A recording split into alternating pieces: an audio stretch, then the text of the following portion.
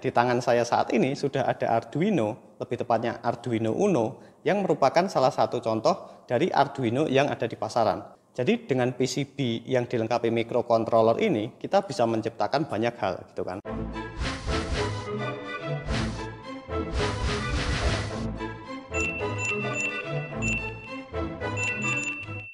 Kalau di video sebelumnya kita sudah membahas mengenai pelatihan short training ya, yang ada di BPVP seluruh Indonesia, maka di video kali ini kita akan membahas lebih detail mengenai pelatihan yang saya ikuti, yakni pemrograman Arduino atau robotics. Sebelum kita membahas Arduino, kita harus memahami terlebih dahulu apa fungsi dari mempelajari Arduino, gitu kan. Nah, Arduino itu merupakan salah satu programmable circuit board yang ada microcontrollernya untuk memproses input menjadi output. Jadi intinya ketika kita belajar Arduino, itu kita belajar dengan microcontroller untuk menghasilkan atau menciptakan sesuatu. Nah, di tangan saya saat ini sudah ada Arduino, lebih tepatnya Arduino Uno, yang merupakan salah satu contoh dari Arduino yang ada di pasaran.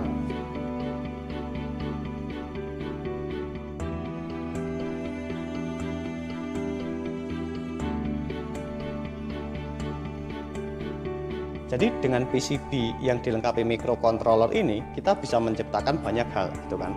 Nah, mempelajari Arduino ini ya sangat menarik, terutama bagi saya pribadi karena kita bisa menciptakan banyak hal dan berhubungan dengan internet atau IoT.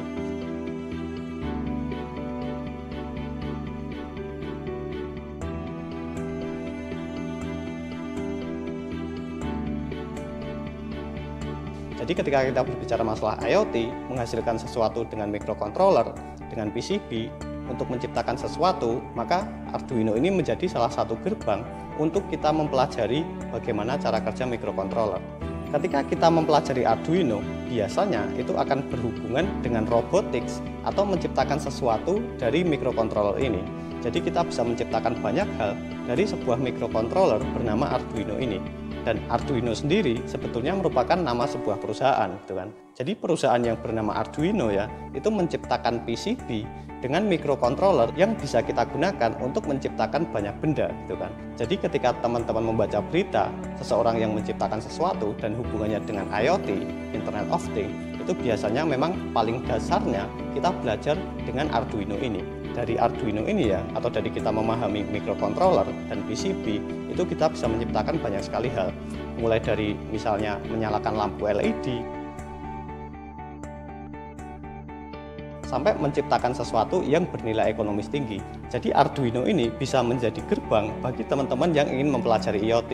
Dan itu merupakan salah satu topik yang menarik bagi saya, gitu kan. Tetapi ketika kita belajar Arduino ya, itu sedikit lebih menantang karena kita tidak hanya berhubungan dengan hardware, tetapi juga softwarenya. Jadi ketika mempelajari Arduino ya, kita harus memahami 3 aspek yang membuat Arduino ini bisa berjalan. Pertama adalah hardware-nya atau Arduino-nya, kemudian software-nya atau pemrogramannya yang menggunakan bahasa pemrograman C++, dan environment-nya atau IDE-nya. Jadi kita harus menguasai 3 aspek ini untuk bisa benar-benar memahami Arduino.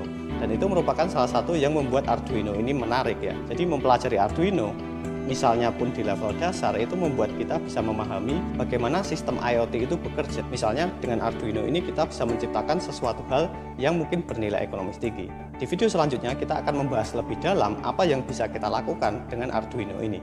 Terima kasih sudah menyaksikan, semoga informasinya bisa bermanfaat.